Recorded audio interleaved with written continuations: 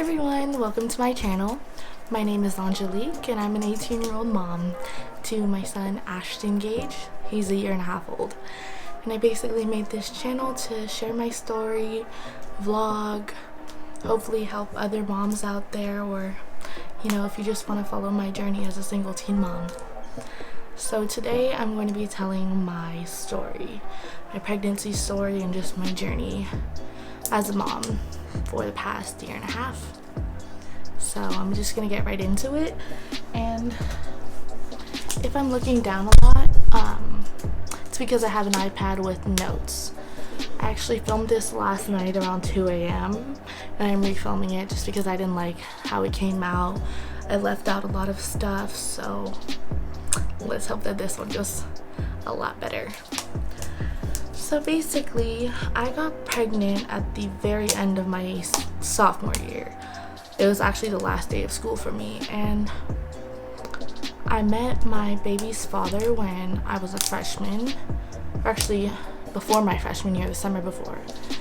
For a little bit of backstory on me, I was born and raised in the Bay Area, and my family is from Guam, so I am Chamorro. And when I was 14 years old, my parents decided to divorce, and my mom wanted to move to Guam, and she wanted to take me with her. So I moved there, and I met the father of my child that summer. And in this video, I'm not going to go too in depth about my situation with him, just because it's going to make the video very, very long, and I feel like if I want to talk about it, I will make another separate video if you guys want to see that. It would just take too long to talk about. But basically, I met him my freshman year through or before my freshman year through volleyball, and we were just really close friends at the time. Things happened, we never dated, and we ended up obviously having sex, and came Ashton. Just to give you a little perspective, he's not in Ashton's life at all anymore. He was at one point, and there's been a lot of drama, and I'm not gonna lie, I've had my fair share of being petty. I still am kind of petty, not gonna lie, but he's just not in my son's life at all anymore. I haven't spoken to him in about 8 months, since Christmas of last year actually, and he was just really in and out during my pregnancy and after my son was born. And I just think my son deserves a father that's going to be there for him 100% of the time, and not 50. He deserves a dad that's going to be there all the time, and not just when he wants to be. So I got pregnant like May 26th or something. That's when Ashton was conceived. And then May 29th, I was going back to the Bay Area where I live now to visit my dad. And it was going to be for the whole summer. Obviously, when we had sex, we knew that I needed to take a plan B, but things happened and I couldn't take one. I couldn't get one. I come back to the Bay Area, and I was hoping that I would not get pregnant. I was basically hoping that I wasn't ovulating because I had just had my period. And about a month passes by, and I realized I don't feel any PMS symptoms, nothing. So I had told him, basically, I'm pretty sure I'm pregnant. He wasn't really that supportive, or he was supportive the first month, but when I went back to Guam, nothing. Over the summer, I didn't really tell anybody besides a few friends and one of my cousins. I didn't tell my dad, my mom, nobody. So June, July passes by, and then in August, I go back to Guam for school and to go back to live with my mom. And on my first day of school, I was supposed to have PE. This is my junior year. So I ended up going to the counselor and telling her I went in the counselor's line, and it was so long that I just could not sit there. It was hot, I was nauseated, I had been throwing up the whole summer, and I always said I was just car sick. I don't know how my parents didn't put the pieces together. My dad was never buying me pads and tampons. He saw that I was throwing up, he saw that I was sleeping, I was craving weird food. I don't know. But basically, I could not wait in the counselor's line the whole day because it was too long and it was hot in the hallway. So I ended up going to the school nurse, who I was very close to at the time, and I told her the situation, and she called the counselors on the phone and basically escorted me to the counselor's office, where then I was taken out of that class, and she just told me that I needed to speak to my parents soon. about a month or so passes by, and during this month I'm telling a little bit more of my friends, trying to reach out to him. Obviously that's not working out, and I'm going to the nurse's office a lot because I just don't feel well because I was pregnant. And then I was finally planning to tell my mom, and basically on the day I was going to tell her, I ended up going to the nurse's office to lay down or whatever because I wasn't feeling good. And I had told the nurse, I'm going to tell my mom tonight. Basically, she just called my mom and told her, she didn't tell her I was pregnant. She told her, your daughter hasn't had a period in 3 months. Didn't tell her I was pregnant though. And so my mom starts calling me, Angelique, why haven't you had a period in 3 months? Are you pregnant? And I was just like, come pick me up, Mom. I'm sorry, just come pick me up. And she said, no. Are you pregnant? And I was like, yes. And I was crying, and she just started breaking down. So we hung up, and I told her, just come pick me up and we could talk about things. I hang up on her, and I look at the nurse, and I was like, what the hell? And she said, I didn't tell her you were pregnant. I just said you haven't had a period. Something could be wrong. And I was like, what? That's basically telling her I'm pregnant. She knows I have a very regular period. So I start crying my eyes out. They ended up putting me in a separate room that was like part of the nurse's office but alone. And I called one of my friends who's actually my son's godmother. I told her, like, I need your help and I can't handle this. And she comes and she consoles me and then goes back to class. My mom ends up coming in after the counselor. The counselor came to talk to me just to make sure everything was going to be okay, that I'm not scared of being like kicked out of my home or anything. So my mom comes in and I'm just crying, and I said, I'm sorry, I don't know what to do. And then I thought that she was going to like beat my ass, but no. She basically just hugged me and she was like, it's okay, you're gonna be okay. And I was not expecting that. I had actually told my brother like the day before I told my mom, and I said, like, I don't know what to do, because my brother had a baby at 18 years old. And he just basically told me to rip the bandage off, and that she might not react the way that I think she's going to react. And he was right. So we leave my school and we get in the car, and I basically tell her who the father is and when it happened and everything. We'll get more into that story later in a different video probably. And so she calls the doctor's office to make an appointment to take a pregnancy test, because I had not taken a pregnancy test at all, and I was almost, I think, like 17 weeks when she found out, or 15, something like that. I did not take a pregnancy test, but I knew I was pregnant. I was getting fat, I was eating all the time, fatigued, nauseous, everything. And then she started to put the pieces together after getting off the phone with the doctor. She's like, that's why you've been sleeping. Because I would sleep from when I got home at like 3:30 all the way until 9 when she's coming home from work. And I was always throwing up, I was nauseous, everything. So then we get to the doctor's office. They basically give me a pregnancy test, and it's positive, of course. So then I asked her about my options, because in the car I had a conversation with my mom about abortion, just because at the time I was very, very scared. I didn't necessarily want to have an abortion, but I knew that I wasn't ready for a kid.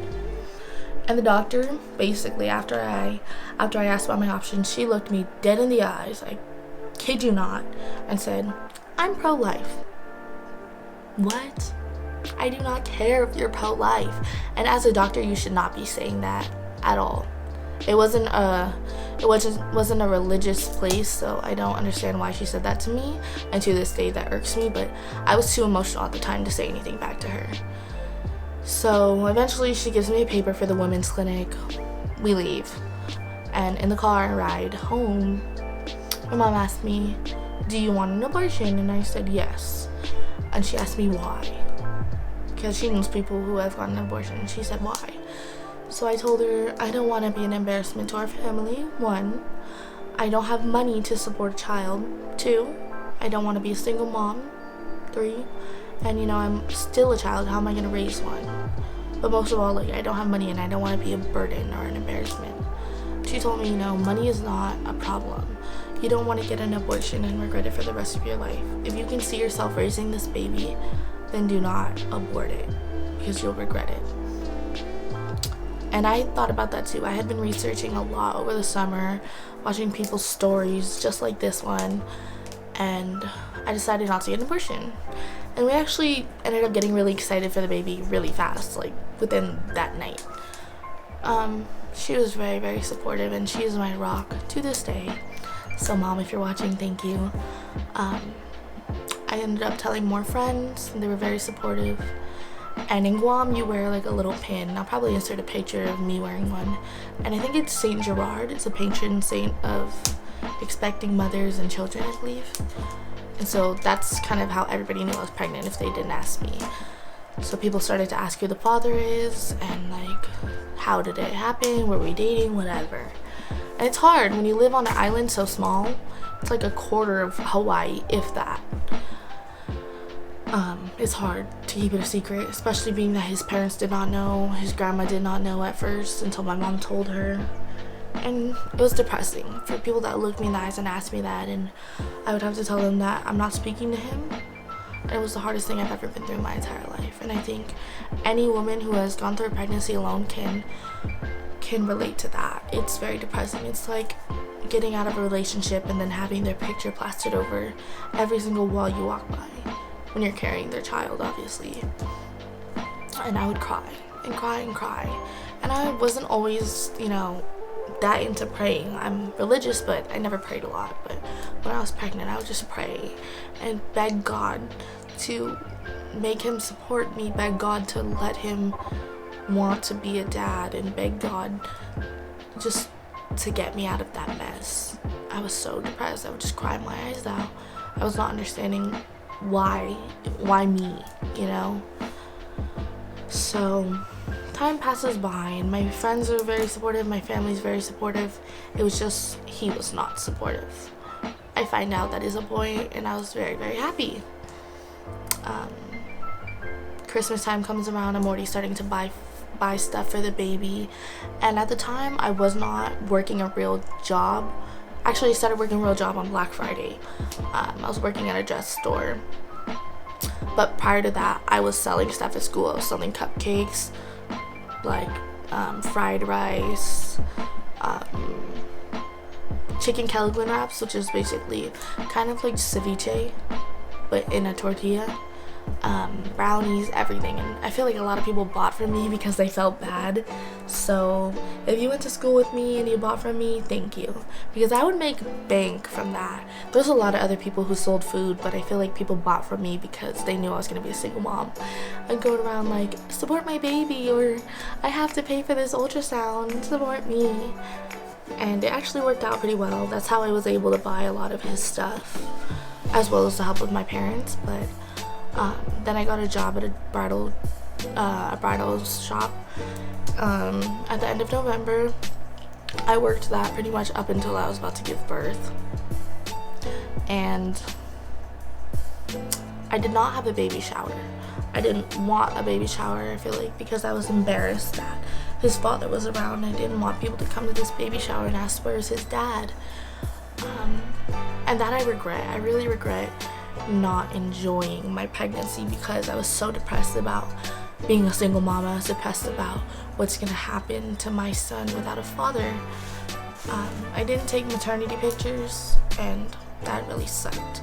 Looking back on it now, I wish that I let myself enjoy my pregnancy. And a lot of girls come to me on Twitter, like mom Twitter, when something fell. A lot of mom Twitter girls come to me when they're experiencing the same thing that I did, and I tell them, enjoy your pregnancy, have a baby shower, take maternity photos, enjoy it. Don't dwell over him, because you will regret it later on for the rest of your life. And I really do. All I was worried about was the baby's father. Even though I wasn't in love with him, I just wanted his support because I was carrying his child. So I never took any pictures or anything.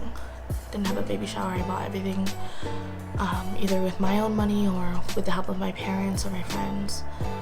So I ended up not going to school after, I believe, like Christmas break. I didn't come back to school or something like that. Yeah, I think after Christmas break I didn't go back to school, or I went back for like a week or two and then I stopped because I was due February 24th. So like January 12th is when I stopped going to school. And then I thought I was gonna give birth early, but I ended up being overdue, and his birthday is February 28th. I'm gonna insert pictures of me when I was pregnant because I was huge. I'll probably put them like here or something. Basically I was just kind of depressed when I wasn't going to school. I would do nothing really, go nowhere, would only hang out with my like close friends, that's it. And then came time for me to give birth. His father didn't come, even though I told him. He didn't even ask to see my son. The way he met my son was basically us running into him, and I'll go in depth in that video that I was talking about making.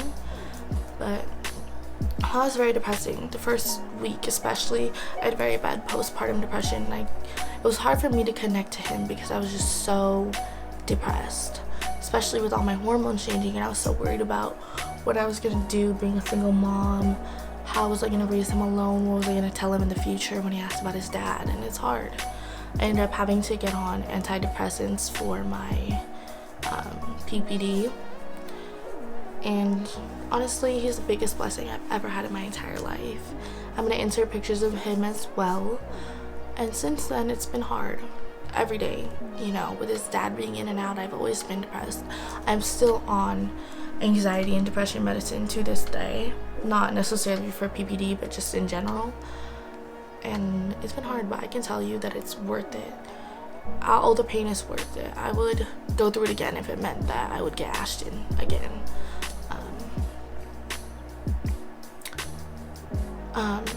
You know, I feel like it's something that when you're pregnant, you don't understand why, you don't understand how are you going to get through it, but after you give birth, you realize like this was God's plan and it's meant to be, and I wouldn't have it any other way.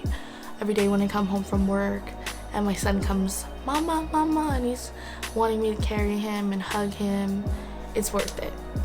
And basically I give birth, he's kind of in and out, and then by summertime I was not speaking to him at all. I didn't hear from him for the whole summer, so I made the decision to move back to California with my dad because he wasn't around anymore, so I really had no reason to stay on Guam.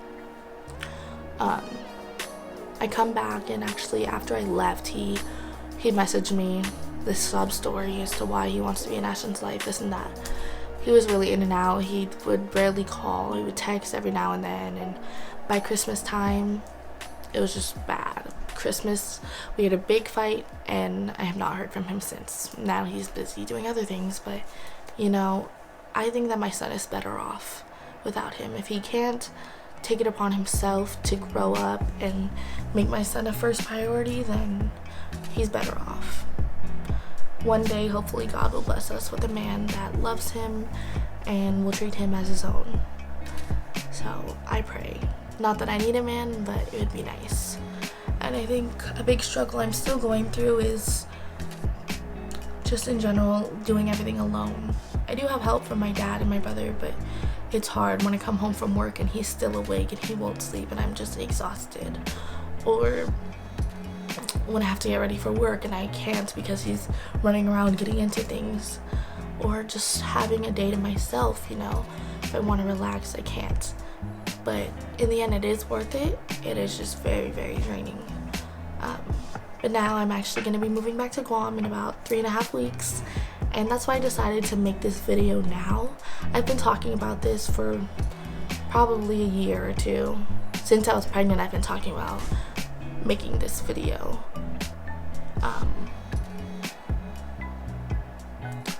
But yeah, I feel like I just wanted to make this to hopefully share my story, and if anybody else out there is going through the same thing, they can always come to me or come to this video and see how far I've come, because now I'm very happy. I do struggle with my anxiety, but I'm happy raising my son alone, even though it is hard and it's hard for me to have time alone. It's worth it. So I will be moving back to Guam soon. I'm not really sure the future for me and my son and his father, but I'm open to things. If he wants to be an all-in father, then I'm not gonna stop him. And I just hope that people can take from this story, you know. It does take a lot of strength to do it alone, but in the end, it's worth it. And I can promise you that if you're going through this alone right now, it's worth it. And you'll be very happy with your child in the end. It's the best feeling in the world, and I tell all my friends that. One of my friends is currently going through the same thing that I did, and I tell her, when you hold your baby, it will be worth it. So yeah, that's pretty much all I have to say, and I'm very nervous right now. I'm not sure how this is gonna turn out. I probably left some things out, and I'll realize it later, but I'll probably make a part 2 to this, or maybe a more in-depth video about the situation with the father of my child.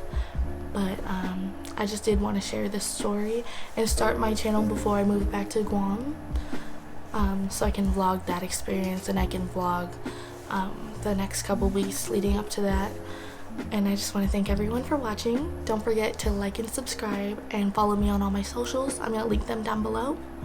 And thank you. Bye.